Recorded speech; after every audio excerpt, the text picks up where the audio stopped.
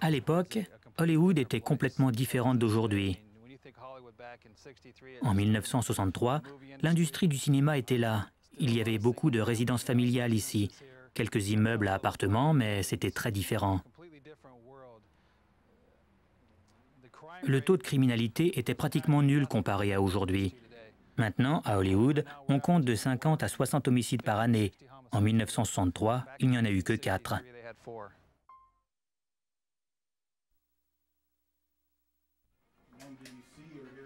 En 1963, des détectives enquêtent sur la mort d'une femme en Californie.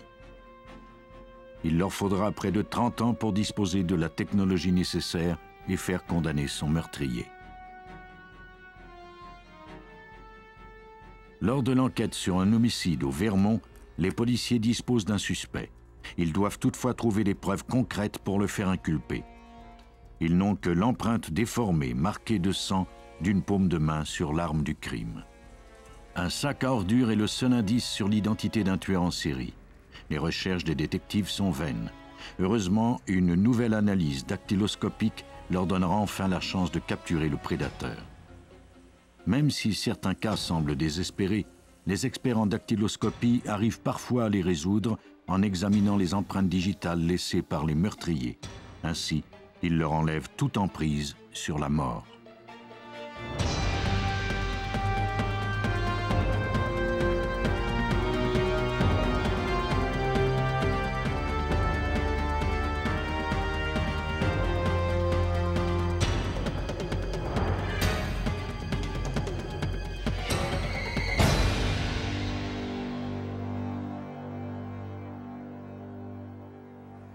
En 1985, un tueur en série fait rage à San Diego, en Californie.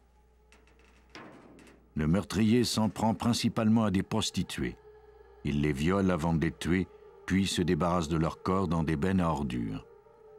Pour l'arrêter, les policiers devront identifier ses empreintes digitales.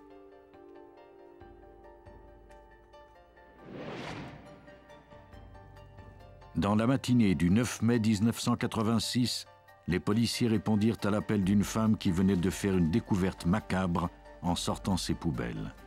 C'était la dernière victime du tueur. À leur arrivée sur les lieux, la scène avait déjà quelque chose de familier. Le corps avait été abandonné dans la benne à ordures, mais cette fois-ci, le meurtrier l'avait enveloppé dans 2 sacs à ordures retenus par du ruban adhésif. Après avoir déposé le corps, il l'avait dissimulé avec une couverture. Les détectives du service des homicides se rendirent sur les lieux pour faire enquête, pendant que le service d'urgence récupérait le corps. La victime était Joanne Sweets, une prostituée. Elle avait été violée et étranglée. Elle avait des côtes cassées. Cela correspondait au modus operandi du tueur. Parviendrait-il à confondre les policiers encore une fois? Le cas serait difficile à résoudre. Comme la plupart des victimes étaient des prostituées, les meurtres n'étaient pas toujours signalés. De plus, les rares témoins dont on pouvait disposer n'étaient pas toujours crédibles. Cette fois, les détectives trouvèrent une empreinte digitale sur la benne à ordures.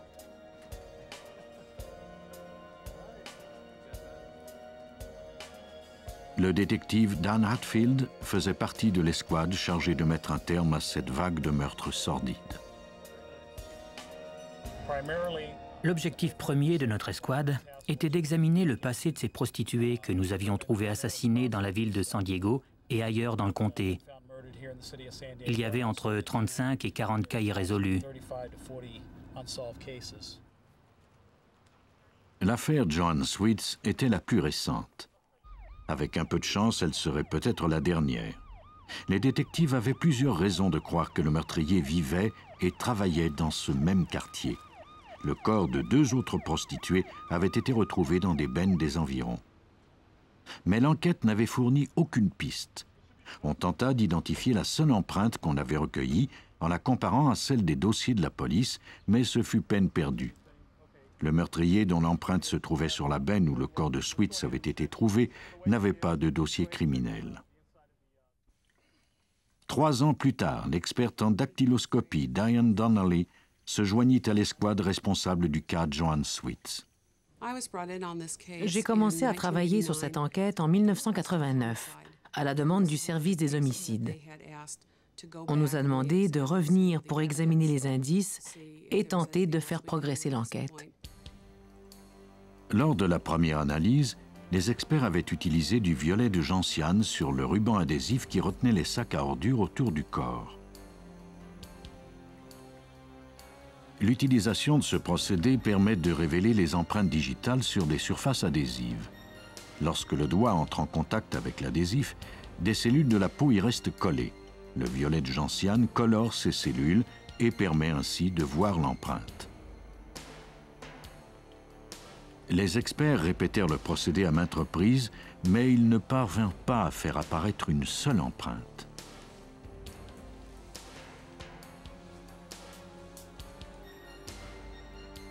Peu de temps après son arrivée au sein de l'escouade, Donnelly et ses collègues de la police de San Diego eurent un coup de chance.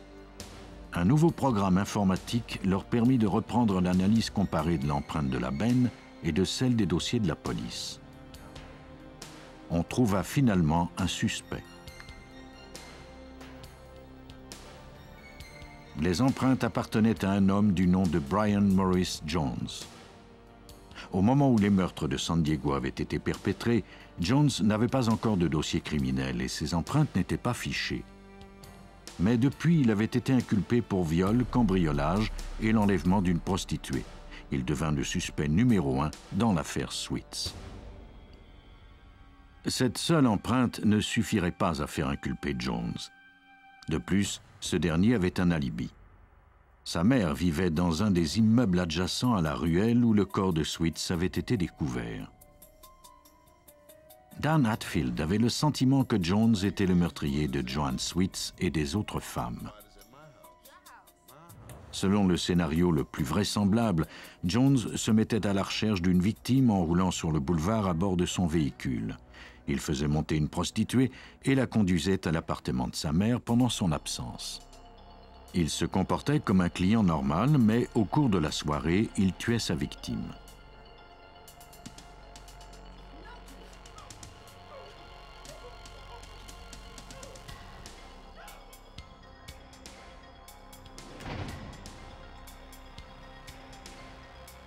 Ensuite, il l'enveloppait et transportait son corps jusqu'à une benne où il s'en débarrassait comme s'il s'agissait d'ordures. Jones était toujours en prison pour des crimes de moindre importance. Il serait éligible à la libération conditionnelle dans 10 ans. Si Hatfield prouvait son implication dans le meurtre de Joanne Sweets, il ne sortirait plus jamais de prison. Au moment où je faisais l'enquête sur ces cas, j'avais l'intuition qu'il y avait des empreintes sur les sacs à ordures, mais que nous ne faisions pas appel à la bonne technique d'analyse. J'en ai parlé un peu partout, et notamment au FBI. Ils m'ont appris qu'en Angleterre et à la Gendarmerie royale du Canada, on avait recours à une technique qui s'appelle la métallisation sous vide. Donnelly emporta avec elle les indices au laboratoire de la Gendarmerie royale du Canada à Ottawa. Elle était remplie d'espoir, même si les empreintes avaient maintenant 6 ans. Seraient-elles encore intactes? Ils étaient plus qu'enthousiastes à l'idée de nous aider, bien qu'ils n'aient pas été très optimistes quant aux résultats qu'on pouvait espérer obtenir.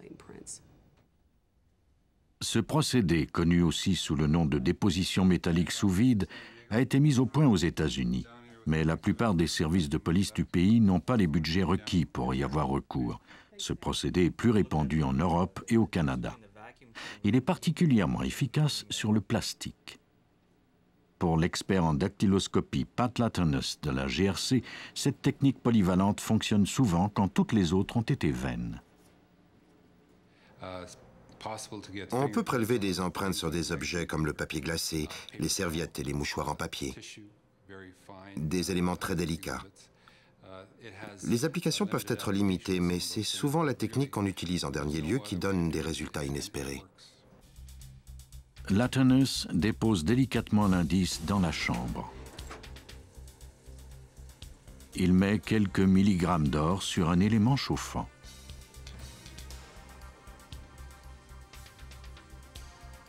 Une fois la chambre fermée hermétiquement, il active une pompe pour en retirer l'air. On chauffe ensuite l'or, ce qui a pour effet de le faire fondre.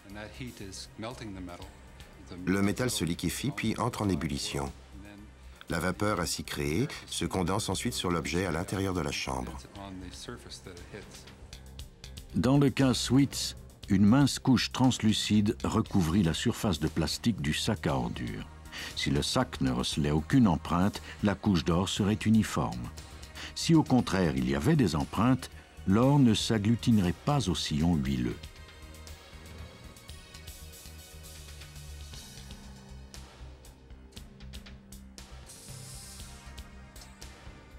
On répéta ensuite le processus avec quelques milligrammes de zinc. Tout comme l'or, le zinc se transforme en vapeur. Il ne se condense que sur d'autres métaux. Il adhère donc à la mince couche d'or. Mais le zinc ne collera pas aux crêtes huileuses où l'or fait défaut. On aura pour résultat une empreinte très contrastée.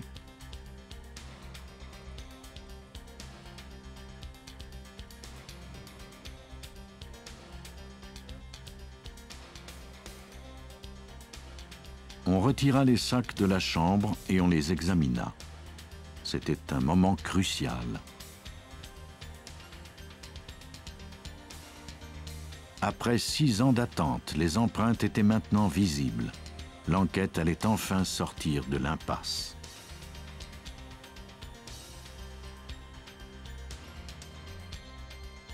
Les empreintes révélées sur les sacs à ordures correspondaient à celles de Brian Morris Jones. Le procédé de la GRC avait enfin permis à Hatfield et Donnelly d'établir un lien entre le suspect et le meurtre. Nous disposions enfin de l'argument massu que nous espérions.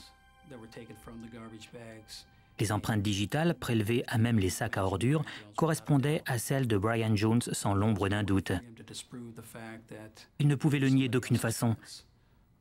C'était la preuve dont nous avions besoin. En 1996, Brian Morris Jones comparut devant la Cour de l'État de Californie pour le meurtre de Joanne Sweets. Il fut jugé coupable et condamné à mort.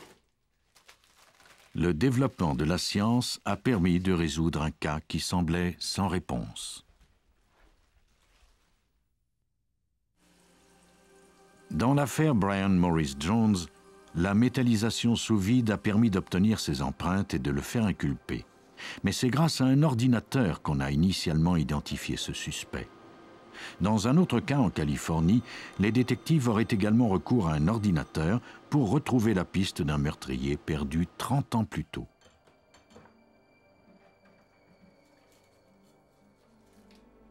Le 2 octobre 1963, Tora Rose passait une soirée paisible dans son appartement de Hollywood. Elle y habitait depuis seulement un mois après s'être séparée de son mari. Elle s'habituait graduellement à sa nouvelle vie. Tora était serveuse. Lorsqu'elle ne travaillait pas, elle était seule la plupart du temps. L'appartement était situé au rez-de-chaussée dans un quartier considéré comme sécuritaire.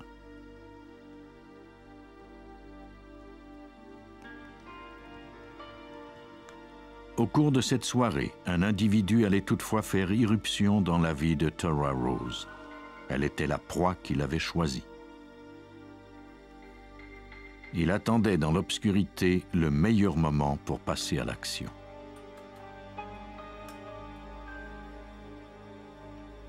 Lorsqu'elle éteignit les lumières, il était prêt.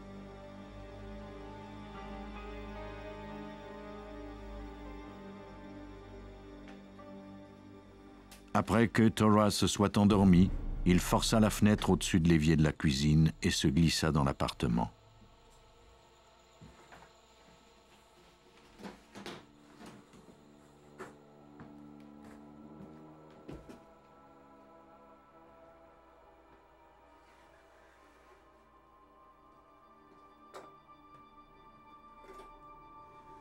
Une fois à l'intérieur, il traversa la cuisine et à pas feutrés atteignit la chambre à coucher.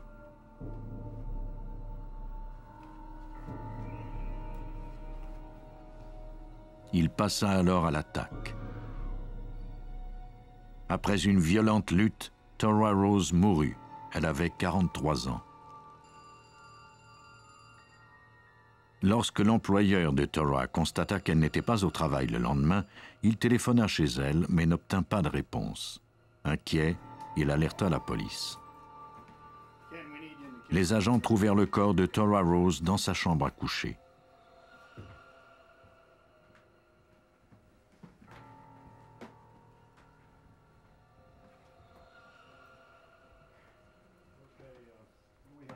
Les enquêteurs interrogèrent les voisins, mais personne n'avait vu qui que ce soit entrer ou quitter l'appartement de Tora, ni entendu le moindre bruit.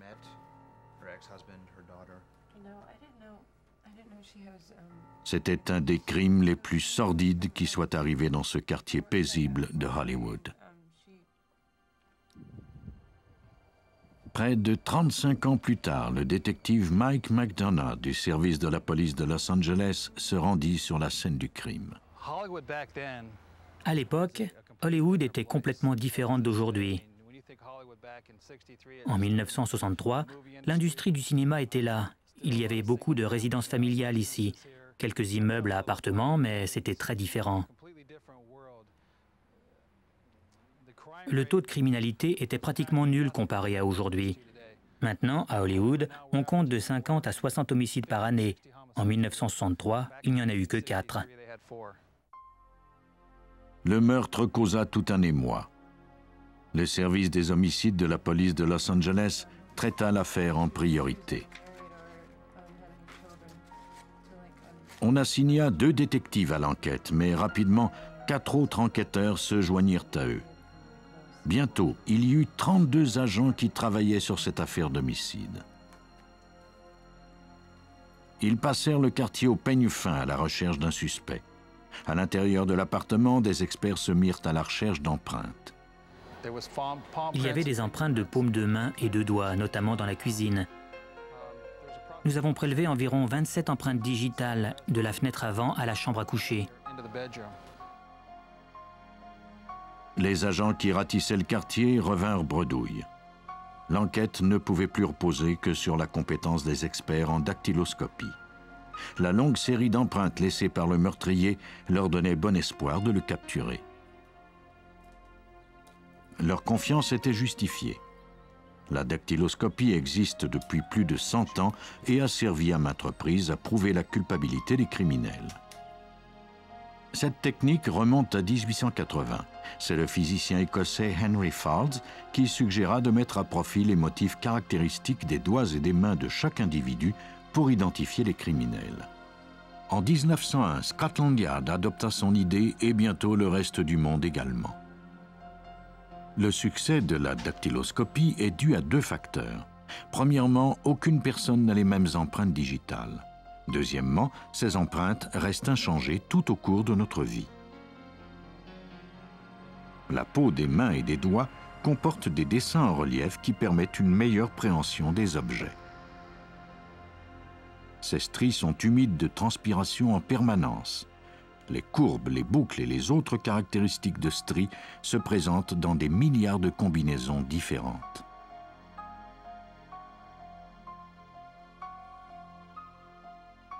Sur la scène d'un crime, le coupable peut laisser des empreintes s'il touche du sang, de la graisse ou toute autre substance de couleur foncée. On retrouvera également ces empreintes sur une substance molle, comme de la glaise par exemple. Mais la majorité des empreintes sont invisibles à l'œil nu. Elles sont constituées de 98% de transpiration et de 2% d'huile corporelle. On les laisse pratiquement sur tout ce qu'on touche. Comme la pellicule d'une caméra, elles doivent être développées pour être vues. Les experts en dactyloscopie du laboratoire de la police de Los Angeles se sont toujours servis de poudre pour faire apparaître ces empreintes. C'est l'une des méthodes les plus courantes et les plus efficaces. On applique cette poudre légèrement à l'aide d'un pinceau en poil de chameau. La poudre adhère à l'humidité de l'empreinte et fournit ainsi une image très détaillée. Ensuite, l'expert prélève l'empreinte à l'aide d'un ruban adhésif transparent et la colle sur une carte en y ajoutant ses initiales, la date et l'endroit où l'empreinte a été prélevée. Cette information est d'une importance capitale, car il n'est pas rare qu'on la présente en cours. Après avoir prélevé les empreintes des paumes de main et de doigts dans l'appartement de Tora Rose à Hollywood, les experts devaient s'assurer qu'elles provenaient bien du meurtrier. On ne peut ignorer la possibilité que ces empreintes puissent appartenir à une connaissance de la victime. Les détectives obtinrent les empreintes de toutes les personnes en contact avec Tora Rose. Ils ont retrouvé ces gens dans les restaurants, les endroits où elles travaillaient, et ils ont obtenu les empreintes de tous les employés. Ils ont également obtenu les empreintes des postiers, des livreurs de restaurants et de journaux, c'est-à-dire de tous ceux qui étaient entrés en contact de quelque façon que ce soit avec cet appartement. Après avoir comparé les empreintes de ces personnes et les avoir éliminées, il ne restait plus qu'une possibilité. Elles avaient vraisemblablement été laissées par le meurtrier. On pouvait maintenant les envoyer au laboratoire pour que des experts les examinent et les comparent aux empreintes déjà fichées. Aux États-Unis, les policiers doivent recueillir les empreintes de tous les individus qui ont commis un délit, même si ce délit est mineur. Ces empreintes sont répertoriées et parfois envoyées dans les autres services de police. Si l'individu commet un autre crime, on pourra dès lors comparer ces empreintes à celles de la scène du crime. La méthode traditionnelle pour prendre des empreintes consiste à appliquer de l'encre sur les doigts, puis de les presser sur une carte sur laquelle on ajoute ensuite le nom de la personne et sa description physique. Le document est classé avec les autres cartes d'empreintes digitales. Depuis quelques années, certains services de police se sont mis à numériser les empreintes digitales. L'image numérisée peut ainsi être introduite dans les bases de données. Le rayon lumineux a remplacé l'encre. Mais quelle que soit la méthode, le travail ne commence vraiment que lorsque l'expert en dactyloscopie compare les empreintes laissées sur la scène d'un crime à celles de la base de données de la police. La comparaison des empreintes n'a pas vraiment changé depuis 1963. Les experts doivent rechercher des caractéristiques communes. Les crêtes papillaires des doigts et des mains forment des arcs, des boucles et des spirales. Parfois, ces lignes s'arrêtent brusquement. D'autres fois, elles se dédoublent. Les experts examinent toutes ces particularités lors de l'identification.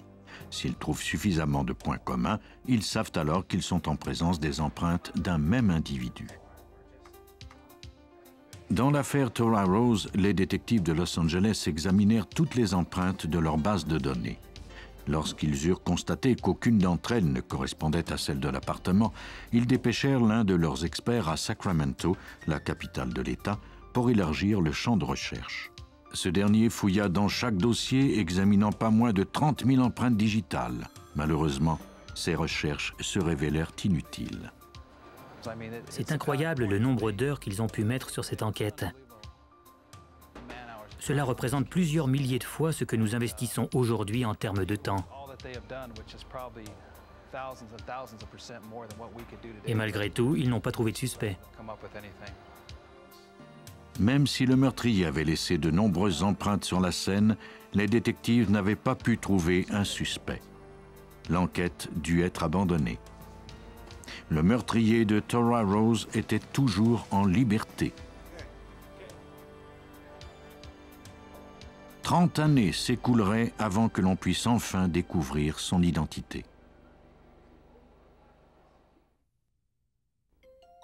3 décennies après le meurtre de Tora Rose, EFIS, un nouveau système automatisé d'identification d'empreintes digitales, fit son apparition grâce au développement de l'informatique. Ce système devait révolutionner le domaine de la dactyloscopie. On peut effectuer des comparaisons en une fraction du temps requis avec l'ancienne méthode. L'expert en dactyloscopie Donald Keir du service de police de Los Angeles fut l'un des premiers utilisateurs de ce système. Cela nous a pris un certain temps pour nous habituer à ce nouveau système d'identification. Il était tout nouveau et nous avions de nombreux crimes à résoudre.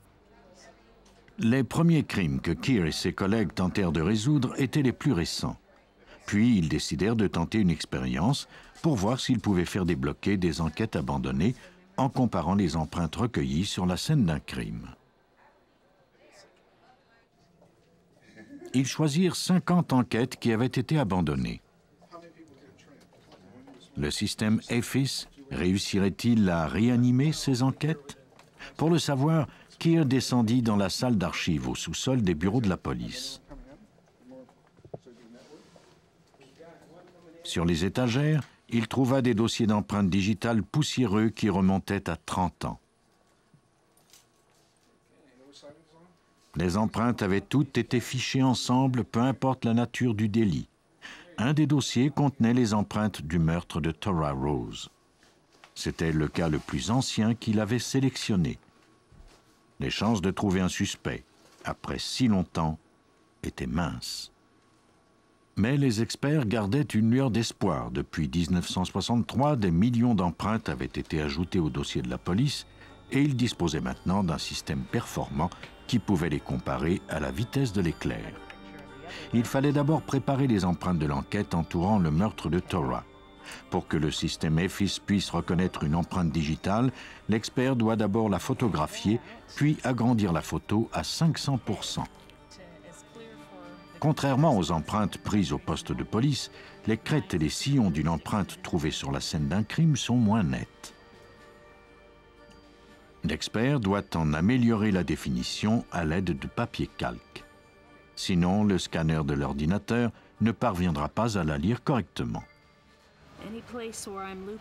Les seuls endroits où j'interromps la boucle, c'est là où un sillon du dessin s'arrête. Cela doit être très net, car c'est là-dessus que se base l'ordinateur pour faire sa recherche. Je vérifie à plusieurs reprises mon travail pour m'assurer que je n'ai rien oublié et je reprends ce que j'ai fait. Lorsqu'un endroit est illisible, l'expert doit compléter les lignes au meilleur de ses connaissances. Le tracé est ensuite introduit dans l'ordinateur. L'expert nettoie les lignes indistinctes à même l'écran et identifie les principales caractéristiques de l'empreinte. L'ordinateur se référera à ces caractéristiques pour effectuer ses comparaisons. Le système AFIS entame alors le processus de recherche. Le programme examine de nombreux points sur l'empreinte inconnue. Il les compare aux empreintes de la base de données. Les résultats sont ensuite ordonnés selon qu'ils s'approchent plus ou moins de l'empreinte inconnue et enfin, ils sont affichés. Dans une autre pièce, l'imposant ordinateur d'AFIS examine des millions d'empreintes digitalisées. En moins d'1 heure, il a terminé une tâche qui aurait autrefois demandé plusieurs mois. Il affiche ensuite les empreintes qui se rapprochent le plus de l'empreinte comparée. Il revient alors à l'expert de compléter l'analyse visuellement. Ce dernier compare une à une les empreintes trouvées par AFIS à celles du suspect. Même si plusieurs éléments d'une empreinte correspondent à ceux de l'empreinte inconnue, il suffit qu'un seul élément très caractéristique fasse défaut et l'empreinte est éliminée. C'est le cas ici. Voyez cette petite ligne très courte. Elle semble bien être là aussi, mais juste à côté, il y a un sillon qui se termine ici, mais pas là. Je dois donc l'éliminer. Le système AFIS a donné des résultats remarquables à maintes reprises. Au cours de la première année d'opération, la police de San Francisco a pu fermer les dossiers de 816 cas, dont 52 homicides. La police de Los Angeles espérait obtenir des résultats aussi probants pour ces enquêtes non résolues. Les experts ne furent pas déçus. Peu de temps après avoir introduit les empreintes du cas de Tora Rose, AFIS trouva des suspects potentiels. Parmi les 3 suspects se trouvait un homme du nom de Vernon Robinson. En 1963, Robinson n'avait jamais été arrêté. Ses empreintes ne faisaient donc pas partie des archives de la police. Mais depuis, il avait été arrêté à quelques reprises. Les experts disposaient enfin d'un suspect important grâce à AFIS. Le détective Mike McDonough fut assigné à cette nouvelle enquête. Ma préoccupation principale était de vérifier s'il était possible que M. Robinson se soit retrouvé à cet endroit. Je voulais m'assurer qu'il n'était pas l'un des policiers ou des enquêteurs qui se trouvaient sur la scène, ni un ambulancier ou un ami de Tora Rose qui se soit déjà trouvé dans l'appartement. Une fois ces possibilités éliminées, McDonough put en conclure que Robinson était vraisemblablement le meurtrier de Tora Rose. Grâce à cette découverte, les experts en dactyloscopie ont pu avoir accès à d'autres empreintes. Ils les ont examinées une à une. Ils comparaient les empreintes de la scène à celles de Robinson. Elles correspondaient complètement entre elles. Il n'y avait plus de doute possible. Les policiers de Los Angeles retracèrent Robinson à Minneapolis, dans le Minnesota. Il avait maintenant une famille et gérait un service d'entretien. Il nia toute implication dans le crime, soutenant qu'il se trouvait à la base navale de San Diego au moment du meurtre. Mais les rapports de la base navale indiquaient qu'il avait terminé son entraînement au moment du meurtre. Son alibi ne tenait pas la route. En voyant les empreintes digitales, le jury a été convaincu de sa culpabilité. On ne peut nier de telles preuves. Il ne s'agissait pas d'une ou de deux empreintes. Il y en avait environ une vingtaine, de la fenêtre jusqu'à l'endroit où la victime se trouvait. Après avoir tué Tora Rose, Vernon Robinson échappa à la police pendant près de 30 ans. Sa vie avait changé depuis, mais pas ses empreintes qui étaient restées aussi révélatrices. Robinson fut jugé coupable de meurtre et condamné à la prison à vie. Le système EFIS a permis une percée phénoménale en matière d'identification criminelle. Le meurtrier de Tora Rose a enfin payé pour son crime. Mais même si ce système a grandement amélioré les chances d'identifier des criminels, il est inutile si l'on ne dispose pas d'empreintes nettes. Malheureusement, il y a souvent beaucoup de désordre sur les scènes de crime et les meurtriers ne laissent pas toujours des empreintes faciles à recueillir. Dans une affaire au Vermont, l'enquête entourant un homicide reposait sur deux empreintes fragiles et difficiles à recueillir et sur la tentative d'un expert de les interpréter. Le dernier lundi de mai 1992, Glenn Michelson faisait la fête. Ses amis et lui avaient décidé d'en finir avec l'hiver glacial du Vermont et de donner le coup d'envoi à l'été. Leur fête fut plutôt ternie par l'arrivée impromptue d'un invité. La soirée touchait à sa fin quand il tenta de prendre la fuite dans la voiture de Michelson avec l'un des barils de bière. Trois amis de Michelson le prirent sur le fait. Ils le chassèrent de la propriété et récupérèrent le baril. Une fois l'incident terminé et après avoir vidé le baril de bière, ils décidèrent de se rendre à la taverne tout près pour poursuivre la fête. Michelson resta chez lui. Le groupe revint à la maison 45 minutes plus tard, l'esprit encore à la fête. Ils ne remarquèrent pas tout de suite que leur hôte n'était pas là. Quand ils l'appelèrent, ils n'obtinrent pas de réponse. Sans doute était-il allé se coucher. L'horrible vérité se révéla à l'un d'entre eux quand il remarqua un détail étrange dans une des pièces de la maison. Un bâton de ski qui semblait sortir du sol était en fait planté dans le crâne de Michelson. Ils appelèrent immédiatement la police de l'État du Vermont qui dépêcha des agents sur les lieux.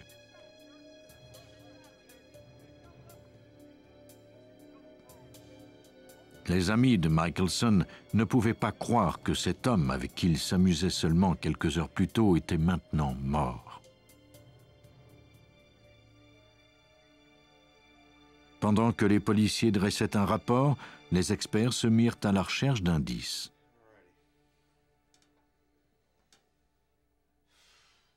Ils trouvèrent un couteau ensanglanté dans l'évier de la cuisine.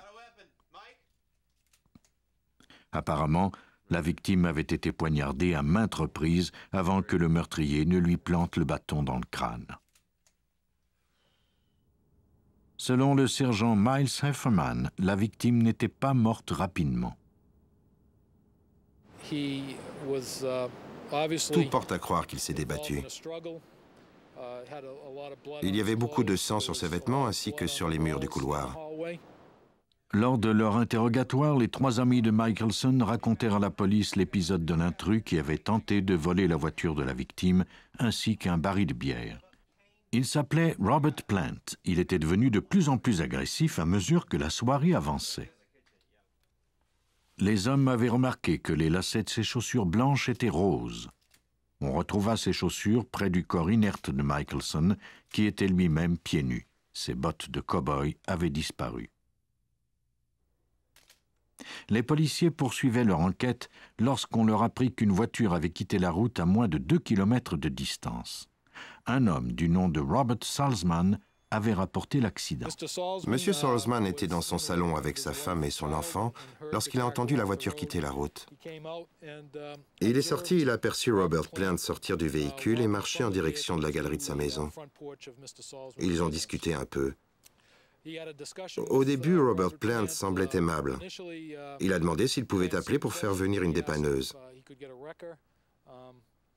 Monsieur Salzman a tout de suite accepté. Mais bientôt, Plant devint agressif et brisa l'une des fenêtres de la propriété de Salzman. Ce dernier le chassa de chez lui et il appela la police. Les agents arrivèrent quelques minutes plus tard. La voiture était bien là, au bord de la route. Elle correspondait à la description de la voiture de Glenn Michelson. Son conducteur n'était cependant plus là. Apparemment, il était parti à pied. Les policiers fouillèrent dans les bois et trouvèrent rapidement Plant. Il s'était endormi au pied d'un arbre.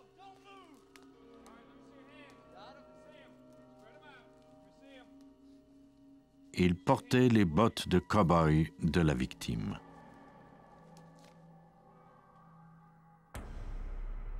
On le conduisit au poste de police pour l'interroger et le garder en détention provisoire sur présomption de meurtre.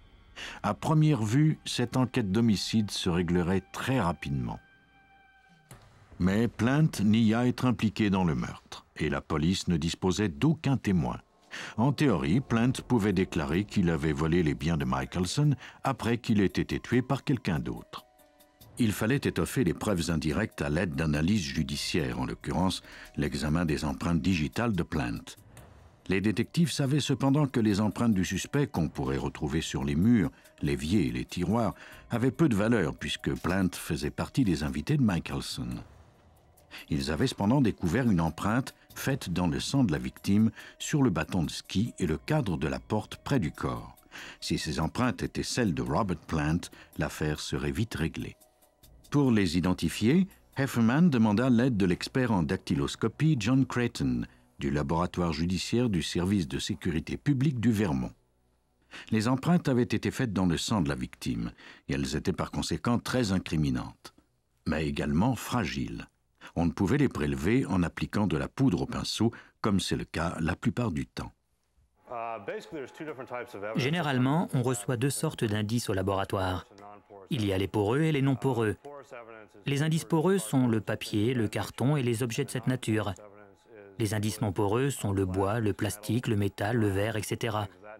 Le type d'analyse varie selon la nature des indices.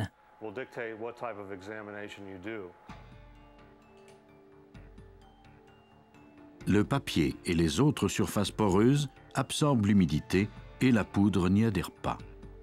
La méthode classique pour y prélever les indices est la vapeur d'iode. On met des cristaux d'iode dans un tube de verre. On ajoute ensuite de la fibre de verre et du sulfate de cuivre.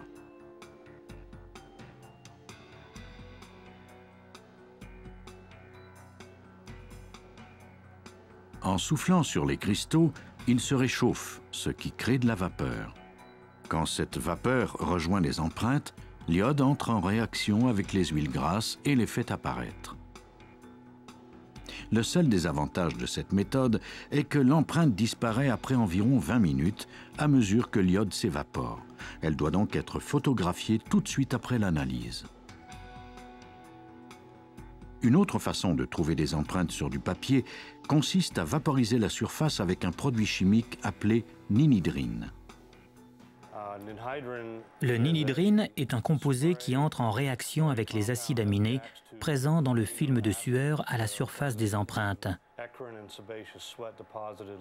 On vaporise ce produit sur le matériau poreux et puis la catalyse se fait avec l'ajout de chaleur et d'humidité. Généralement, on se sert d'un fer à repasser. Les acides aminés présents dans les empreintes ne se dissipent que très lentement. On s'est même déjà servi de la technique au ninhydrine pour faire apparaître des empreintes vieilles de 15 ans. La supercolle est également utilisée fréquemment par les experts. On l'utilise quand on doit faire apparaître des empreintes dans une voiture, par exemple. La colle est placée dans un petit contenant, puis chauffée. On ferme la voiture hermétiquement. La vapeur obtenue adhère à l'humidité des empreintes digitales et les fixe en place. L'expert peut ensuite avoir recours à la méthode traditionnelle à la poudre sans risquer d'endommager l'empreinte. Dans le cas de Glenn Michelson, les empreintes posaient un autre genre de problème.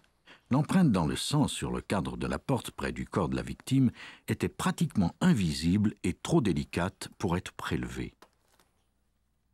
Creighton demanda au détective de retirer la section de l'encadrement où se trouvait l'empreinte et de la lui envoyer de façon à ce qu'il puisse l'examiner dans un environnement contrôlé.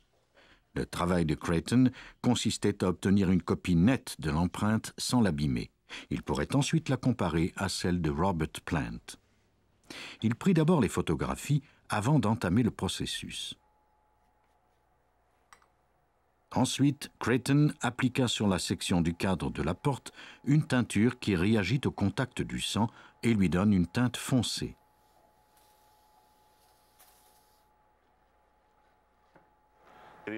L'amidoblack est un colorant qui teint les protéines contenues dans le sang.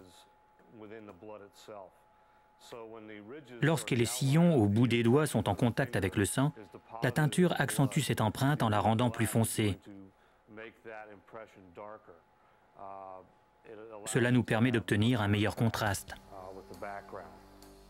La plupart des empreintes faites avec du sang sont fragiles et ne peuvent être prélevées avec du ruban adhésif, même après qu'elles aient été traitées à la teinture.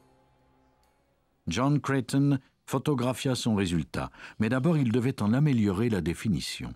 C'était plus complexe qu'il n'y paraissait.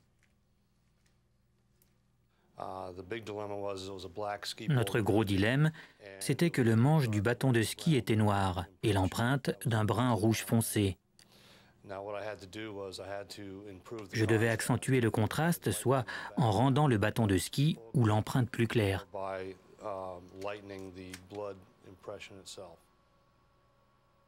Creighton commença par soumettre le bâton à un éclairage spécial qui projette un large spectre de longueur d'onde.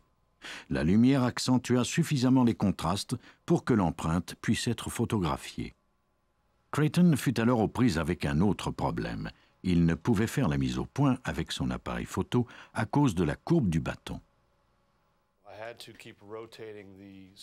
Je devais faire pivoter le bâton de ski pour obtenir les points de comparaison de cette empreinte latente et pour me permettre ensuite de procéder à une identification. En tournant le bâton graduellement, Creighton put enfin obtenir une image nette de l'empreinte. Une fois l'opération terminée, il la compara à celle de Plant. C'était la même. Creighton venait littéralement de placer l'arme du crime dans la main du suspect. Les événements qui ont conduit à la mort de Glenn Michelson sont maintenant connus. Les détectives croient qu'après avoir été chassé de la propriété de Michelson, Plant s'est caché dans l'obscurité et qu'il a attendu l'occasion pour revenir dans la maison. Une fois les invités partis, il a vu une occasion et il est passé aux actes.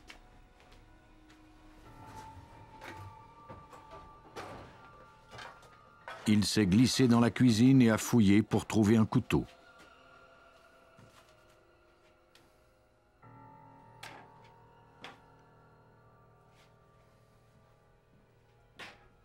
Au moment où il atteignait le couloir, Michelson l'a aperçu.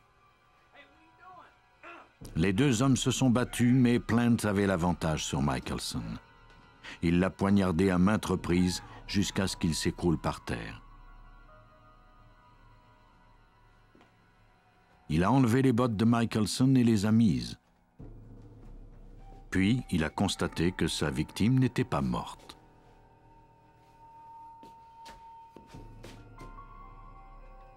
Il a alors trouvé le bâton de ski dans une autre pièce et il est revenu pour l'achever. Pendant qu'il lui plantait le bâton dans le crâne, il a mis la main sur le cadre de la porte pour s'appuyer. Une fois son crime commis, il a quitté la maison à bord de la voiture de la victime. Il n'a parcouru que 2 kilomètres avant d'aboutir dans un fossé. Pour le meurtre de Glenn Michelson, Robert Plant fut condamné à une peine minimale de 50 ans de prison. La dactyloscopie a démontré plus d'une fois au cours du dernier siècle qu'elle est une technique fiable et irréfutable pour prouver l'implication d'un criminel. Au cours du prochain siècle, cette technique va s'améliorer à mesure que les experts découvrent de nouvelles façons de prélever les empreintes digitales. Bientôt, ce sera comme si les meurtriers se livraient d'eux-mêmes à la justice.